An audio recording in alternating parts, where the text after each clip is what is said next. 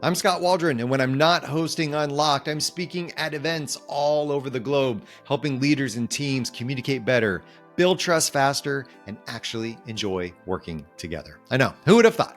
I've spoken for companies like the Home Depot. I've spoken at national architectural firms at their sales trainings, offsites for major pharmaceutical companies and industry associations.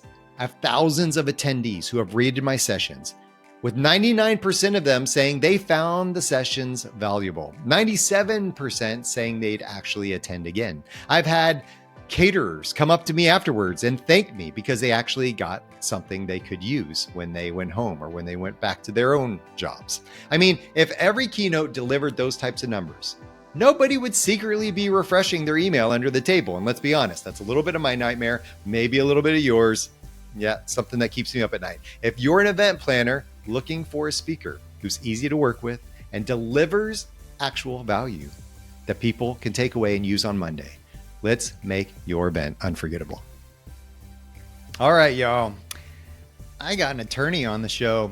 Yeah, an attorney. And it's pretty fun talking to attorneys. I've got clients that are attorneys too, and they're fantastic people. So the attorney world is awesome.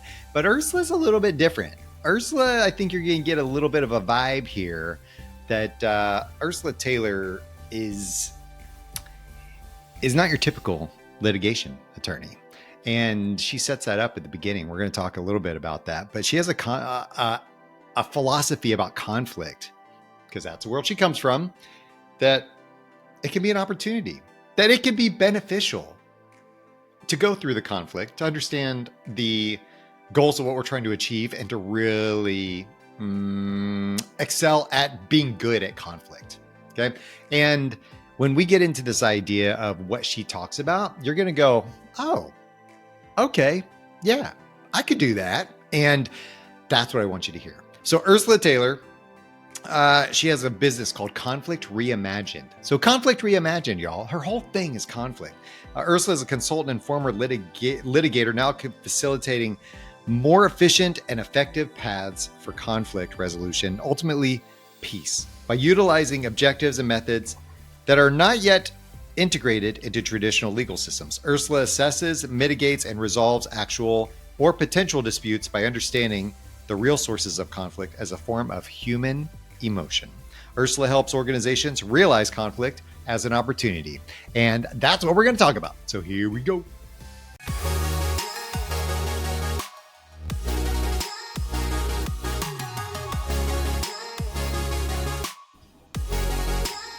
Ursula, it's so good to finally be recording. Thanks for all the patience with my technical glitches. Of course.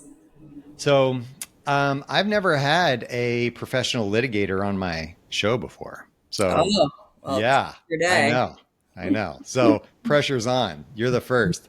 You might be the last, but if you're so awesome, I might go out and recruit more litigators to be on my show. So I'm not really like the rest. So I don't know. I don't know if that strategy will pan out for you. Yeah, we'll try it. Okay. Here's the first question. You're not like the rest. What makes you different? What makes you not like them? Well, sure. I mean, first of all, and that's not meant as any disparagement of, No, of professional attorney. Yeah, but well, first of all, I'm not practicing anymore, right? I made the choice to close my litigation, my law practice, and open this consultancy. I think what makes me different is that my unwillingness to continue in that practice, because I understand it as limited and inefficient and not aligned to actually supporting teams and organizations in efficiently and effectively resolving conflict or finding solutions to the problem of conflict. And I think that it's one arrow in the quiver. And there are times when litigation makes sense, but I find it to be too small, too limited, too confined, and not actually getting to the root of what drives every dispute. So what is it doing instead? Like, what's litigation doing that's the opposite of what you're talking about? Sure. It's perpetuating the energy of the dispute. It's perpetuating the conflict. It's a lot of doing, a lot of stuff, a lot of paper, a lot of writing, a lot of depositions and discovery. It's focused on facts, laws, and arguments, which is not the root source of a dispute. It's not what sustains a dispute. It's a distraction that keeps us in a dispute. And what conflict really comes from always, or tension, is human emotion. There are human emotional drivers that unless and until those are addressed, you're really not resolving disputes. You can come to a ceasefire. You can force a judgment because you're unwilling or unable to do it differently. You can force a judgment. It's not going to address the emotional drivers, and you may find yourself in a pattern of a similar conflict throughout because you're not really getting to what's got you in that place. And it's a lot of money and a lot of uncertainty, and you lose control once you bring in a judge and another party and the attorneys, and there's no real end. I mean, arbitration is great because that's those are really hard to appeal or append, but in a legal process, what you get from the trial court is a record for appeal, you know, and you can go up and down to the appellate court. And the limitation ends up becoming just the appetite, the budget, those sorts of things. Okay, so I'm thinking about this, and I love kind of what you said. Like, litigation's built around facts, laws, and arguments. And you said that the art of conflict is really the understanding of human emotion. Do litigators not tap into the human emotion stuff, or are they really just focused on the facts, the laws, and creating an argument? But it seems to me like I would say, well, aren't they playing off the emotion of the other side? Aren't they like, how do those things Right. play into Absolutely. litigation versus what you do? Right. Absolutely right. A good trial attorney understands and integrates the human emotion, but not from the perspective of like an awareness. It's from the perspective of trying to recruit the jury or recruit the judge or the arbitrator into the emotional story.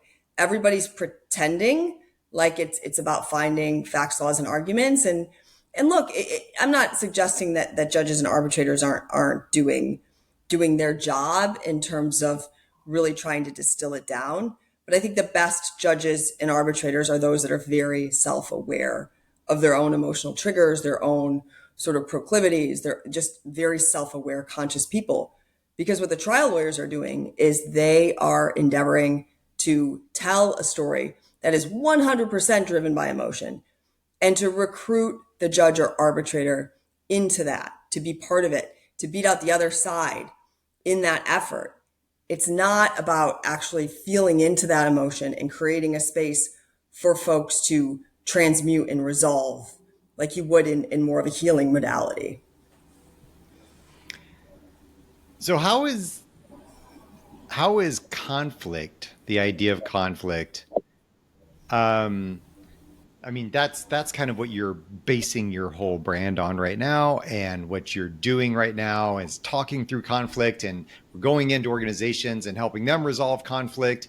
You come from the world of conflict. I mean, litigation is basically the understanding and of conflict, moving through conflict, understanding the conflict, and then how do you talk about conflict now as opposed to when you're a litigator? Right. You know, when I was a litigator, I was subscribed into the idea, as most humans are, that blame and fault is real. That blame and fault is a real thing, and we need to figure out who to blame and who's at fault and who's right and who's wrong. But what I also know as a commercial litigator supporting businesses in realizing their business goals and functions is that nobody really cares. Nobody's in the business of being right or or making someone wrong. That's not what drives profits. That's not what drives the bottom line. And that's not ultimately what makes people feel fulfilled or happy. What people want, what organizations want when they face a litigation is solutions. they want out. They want an end. They want an answer. And they haven't been able to do it for themselves because they're not honoring and seeing and appreciating the human emotional drivers. And they pick up the phone and they call a litigation attorney who's not specifically trained in this, although as we talked about, the best ones do understand it. And we're in this place where we're sort of perpetuating conflict. So it's a very practical, logical, business oriented foundation to what I do. But I've always been an intuitive person. I've always been able to sort of see and understand what's underlying the dispute. And it's what allowed me to be a good litigation attorney, but I just felt really stifled because I just got to a point and, clients would call me and can you handle this dispute? I'm like, why is this a dispute?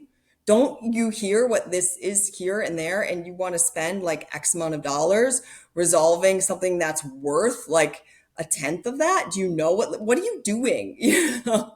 So it's a little bit of that, like kind of like almost annoyed energy that got me started. But then as I move into it, you start to realize that blame and fault is kind of this like limiting illusion. And it's really just awareness and finding solutions. That's what people want. But the real block is everybody's own like unfelt, unsaid, emotional stuff. So when you're thinking about the blame and fault thing, because I think blame and fault again, it's not the thing that people want. It's not the thing that people are craving or that's going to drive profits or whatever. But when stuff happens that isn't going as planned, when we're disappointed, which happens all the time because missed expectations lead to disappointment, we tend to find somebody to blame. Who's at fault? And you see a lot of this, and I'm hearing a lot of this in the sports world, mostly because one of the teams I follow is in the gutter right now, and everybody wants to blame somebody. It's like, is it the coach? Is it the players? Is it the front office? Is it the recruiting team? Like, who is to blame for the crap season that everybody is having right now?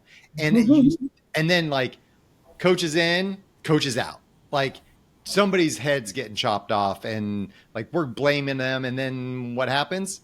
Probably not much, you know. So Yeah. you see the blame and the pointing the fingers and all the stuff happening all the time because somebody needs a scapegoat or somebody needs somebody to take the hit. I mean, what is that, and how do we get past that?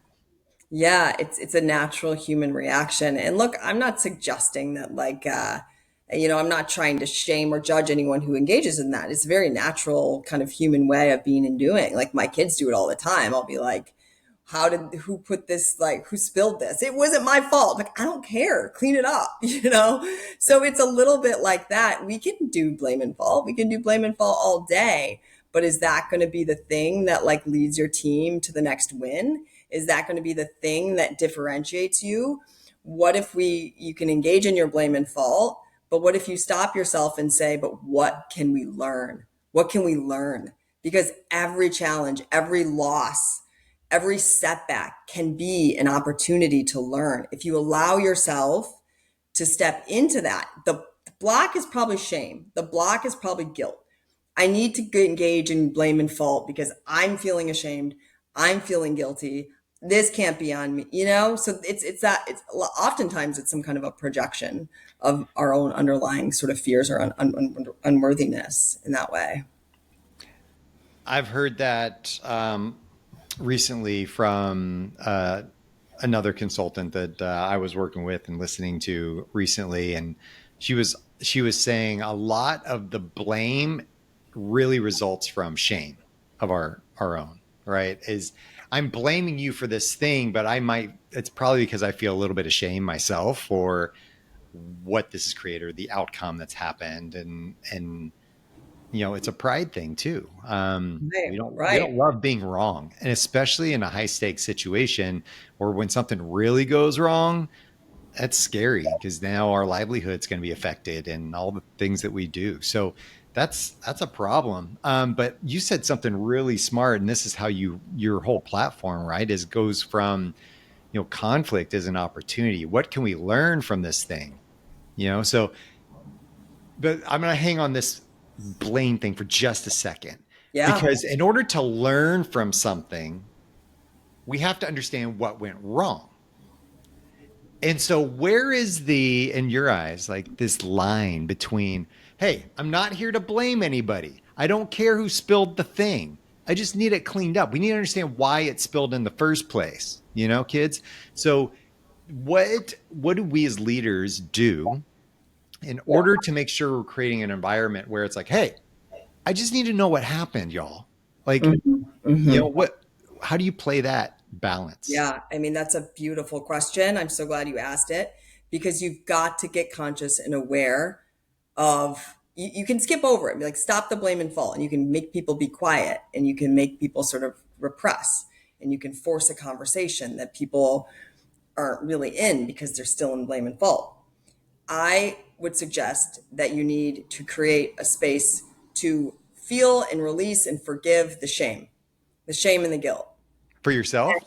for yourself, Yeah. for your team. So an effective leader would say, would own some of those feelings. I'm really bummed. I'm really disappointed. I'm feeling X, Y, or Z, but I don't want to stay in this. I want to forgive this. I want to learn from it and I want to grow and on to the next. That's what a strong leader would do, would be to show everyone in the team or the organization, I feel bad about this too. It's disappointing, kind of take accountability and own some of that, create a space for everyone to have that. And maybe even say, but shame and guilt isn't what's gonna move us forward. There's an opportunity here if we want to embrace it. Let's think about what happened. Let's think about what went wrong and let's make ourselves better. Because when you stay locked in blame and fault, you're really just staying locked in the shame and the guilt. And that is like preventing you from having a kind of a clarity or more expansive view of like what happened, having that sort of open and curious, like that's really interesting. I didn't even realize I was doing that. But you're not going to say, I didn't even realize I was doing that until you can unlock sort of like the upper layers of the shame and the guilt and the pride and the stuff like that. So conflict's an opportunity if you're willing to kind of go into it on a deeper level. But you have to have leaders who are doing it for themselves. And then that spreads out into the team. When you're working with organizations on conflict management and how they understand and go into conflict and resolve conflict, are you working with those leaders first then Yeah. to help them process and go through these things and then moving to the team level? Is that kind of what you If believe is your philosophy? possible, it really has to start with the leaders, the executives, the founders, the CEO type people. If at all possible, if I'm working with more of a middle management, then I'm talking more of like a multi-layered thing, cultivating some awareness of the fact that everybody they're reporting up to is a human with their own layers of stuff, right? And helping them create space to see that. I mean, but backing way up. I mean, it's really a highly customized, individualized thing. I'm not going to open up a meeting with a new group that doesn't know me and doesn't know each other with, let's talk about where we have shame. You got to build into that slowly. You have to first cultivate just that trusting relationship between and amongst them, which requires some of that with me.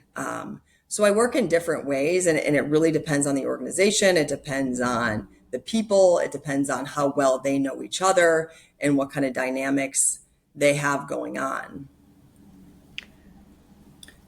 What type of I want to bridge this world of like past litigation experience to helping teams now resolve conflict. What litigation kind of tools and resources are you using to in your practice now that are helping teams move through this litigation, I guess, internal litigation or conflict issue more? Yeah, I mean, I think the biggest thing that's helpful is that I come from that world. I'm not a Buddha sitting in a meditation room trying to tell corporate executives like how they should lead their teams. Though the people who lead meditation groups, on a cliff in California probably know what I'm talking about to some degree, but they're not going to have any likeness or they don't speak the language and have the empathy. The fact that I worked and lived in that world and saw sort of, I don't want to say the suffering, but in some ways the suffering and the inefficiency and I understand and can speak the language and understand business processes and understand, how disputes and tensions can externally and internally can hold organizations back. And I think the ability to say, okay, let's talk about the alternative. Let's talk about what litigation would be and what that would look like. And let me give you that perspective as someone who's not trying to prosecute your claim and bill X amount by the hour. You can pick up the phone and call a litigation attorney who wants your case and get their opinion. But you can talk to me first, and I can give you some perspective as someone who will not prosecute or defend your claim for you in that way. I'll speak about it, and we'll think about it as one arrow in the quiver, and we'll understand it as a path, because I think it's important to understand the alternatives. And sometimes it does make sense. Sometimes it does. And then I can support people and in connecting them with trusted counsel. Well, surprise. I know you're going to be surprised, but I did not go to law school and I am not a litigator. So and I would imagine there's a lot of people out there who are not. But there's a lot of people out there who lead companies, who lead teams, and they need to understand how to do this, Ursula. So, I don't know, what's a helpful kind of low hanging fruit tip? Like, is there something we can use in our day to day to help us move through conflict better or to help us see it as an opportunity and shift our mindset around this? Because there's a lot of people out there also that avoid conflict at all costs. They're like, I Yeah. just want everybody to be happy. Let's just smooth it over. Let's just sweep that under the rug, whatever. Okay. So we can talk about that in a second. But I want to know, for me as a leader who isn't a litigator, what do I do in this Yeah. situation? Yeah. I mean, I think the low hanging fruit would be when you feel yourself irritated, annoyed, defensive, reactive, upset. We have this idea that we need to go to the other person. Or if we're afraid of conflict, we'll have this idea that we need to kind of like avoid it. When you feel that in your body, like physically in your body, you're annoyed, you find yourself, you hear yourself grumbling, you hear yourself, take a beat and reflect inward on you. Drop the other person for a minute. For 1 minute, drop the other person. And maybe it's a mindfulness exercise. Maybe it's just 1 minute of closing your eyes and think about what is happening with me. What am I feeling? And try to just bring yourself down into more of a regulated state and try to ask yourself the question and give yourself the answer. What do I need? And depending on what's at stake and what's being triggered or touched and how big it is, it could just take a minute, or it could be something that's kind of bigger for some people. But what do I actually need? What do you need from sort of a professional, sort of practical? And if you can't answer that question because you're like, I need that person to shut up, I need that person, it's like, what do you really need to do your job? And sometimes there's like a boundary that you need to articulate to another person. There's something, and you want to get to a place where you're answering that question like an Excel spreadsheet. You're just like, it's just cut and dry. It's neutral and grounded. And if you're amped, then you're needing a little more space and time. So the core of what I'm getting to is like, take the space and the time for self-awareness, to know yourself before you engage with your counterpart or coworker or whomever. Once we've taken this internal inventory of ourselves, we've kind of learned, hey, what do I need? Or I would almost say that the internal reflection will potentially reveal what if I'm aware enough, okay? This takes a lot of practice, but what I'm afraid of maybe or Mm-hmm. what I'm trying to prove or those types of things.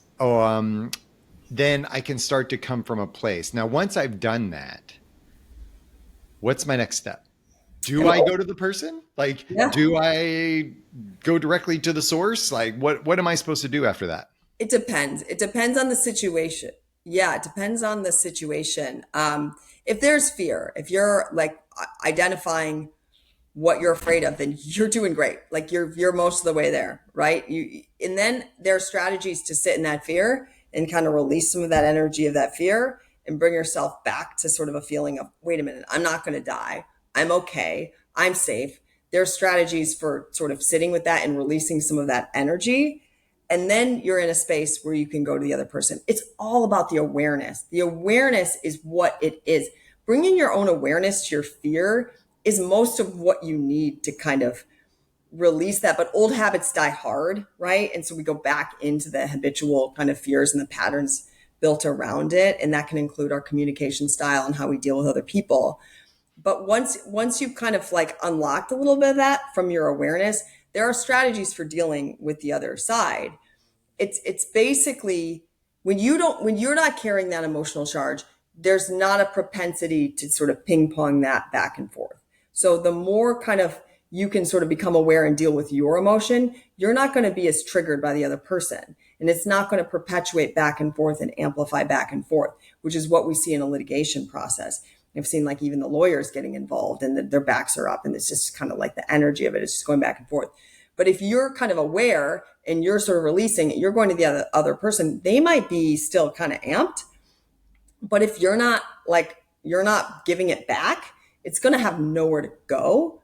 And there are strategies for sort of allowing them to then have space to release some of what they're dealing with. And that comes like a really simple technique is to mirror their body language, mirror their cadence, mirror the tone of their voice, mirror back to them, even repeating the last three words of what they say. And what that does is psychological. It creates a feeling of sameness. It starts to create a feeling of trust and safety. They start to then, from there, you can give them space to speak, more listening, less talking. And through these feelings of sameness and the focus on them, they start to feel heard, they start to feel safe. And now they're suddenly in a place where they can begin to like feel and release some of that emotional charge.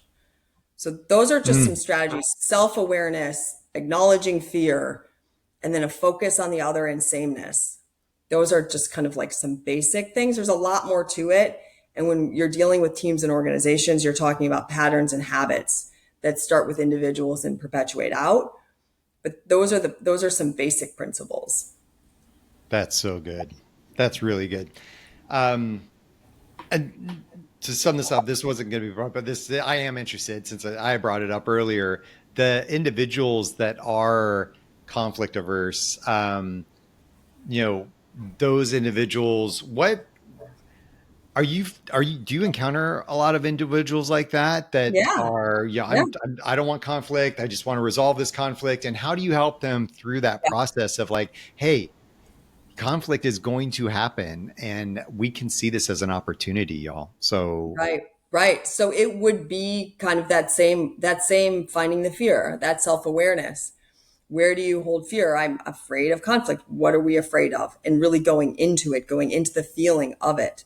What's the worst that can happen? Let's sit in that for a second. Let's feel into what that is. You're still alive. You're still okay. Fear of conflict is real and it's very debilitating because what it does is it prevents people from speaking up, from asking questions, from saying what they need, to engaging.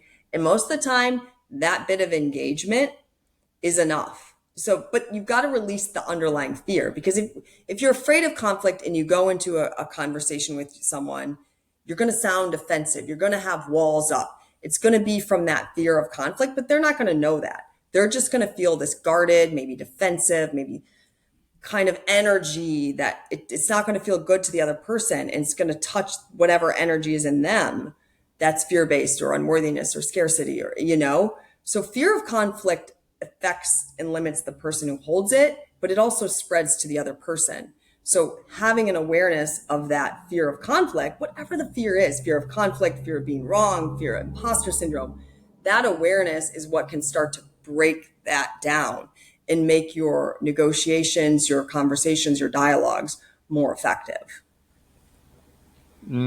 yes, exactly. And it goes back to the energy that I'm giving off, people will feel it. And that mirror neuron thing that you're talking about, yeah, in our brains that, you know, um, we give it back and people will reflect almost that idea and that attitude of what we are projecting, which can cause a lot of issues in our relationship, can cause a lot of damage when we're trying to build things and really trying to build a healthy culture, which we're all hopefully trying to do. Ursula, this has been gold. This has been really, really good. I appreciate all your insights. If somebody wants to get in touch with you, they want to talk to you, they have some conflict they need resolved, they want to move through it better, where do they go? How do they get in touch with you to get more of that brain stuff Sure. that you have going on? Sure. Yeah. And I'd be happy to chat with any of your listeners gratis, just as like an initial consultation. But they can find me through my website. It's www.conflictreimagined.com. My email is just Ursula, Ursula, at conflictreimagined.com. And feel free to reach out, check out my website, and you can read some of my articles and get a full picture of how I think and how I work. It's really not modeled in our multi-trillion-dollar litigation industry, but it's the higher, better way for those who really want to be efficient and want to be better and stronger and get back to what they are set out to do in terms of their business and also personally. Very cool. And there's even an article on there about Barbie and Ken on your website, so they can check that out too. All right, little teaser. Ursula, you did not let down the litigation community. You have upheld everything that I imagined it would be. So I appreciate you being on. Thanks. Thank you, Skot.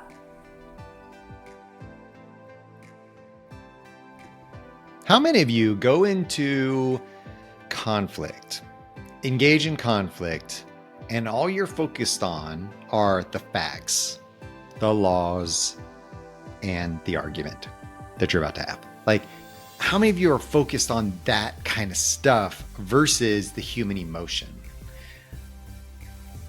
I think that if we could shift our thinking a little bit, if we can shift our mindset around, first of all, focusing on ourselves, because that's really hard, because really, we don't want to accept ourselves as the problem, because then that gives me responsibility and accountability and things I have to fix about myself. And we don't want to do that and make all the effort. It's really easy. If I can just blame you for it, then you have to do all the work and I can just keep living my life. I mean, isn't that easier? It sure is. And I think that if we can reflect first on what we're afraid of, reflect first on what we're feeling, what's that thing that that will create a playing ground of psychological safety, of I'm on your team, of this isn't a threatening situation, of, hey, I'm humble enough to admit where I'm at fault. That's really cool. It's owning it. How can we own that piece of things? Blame and fault, all that stuff is real. And we need to understand the problem, but we need to move through it, and not through a place of blame and shame, but really a place of we're going to build on this thing that we just did. I love what she talked about is what do I need? And also the mirroring idea, and how can we mirror those things? How do we be an example of what we want in our culture? Well, it starts with us, and we really need to focus on that. So super cool. I love this discussion. It was super good, and I appreciate Ursula for being on. If you want to find out more information about me or check out the show notes where there's going to be more information and links to the things referenced in this episode, visit skotwaldron.com. And lastly, I'm asking for a little bit of love, just a little bit. So please take a moment, follow, rate the show. The algorithms like that. It helps me get the word out. I really appreciate it. Thank you. And until next time, stay unlocked.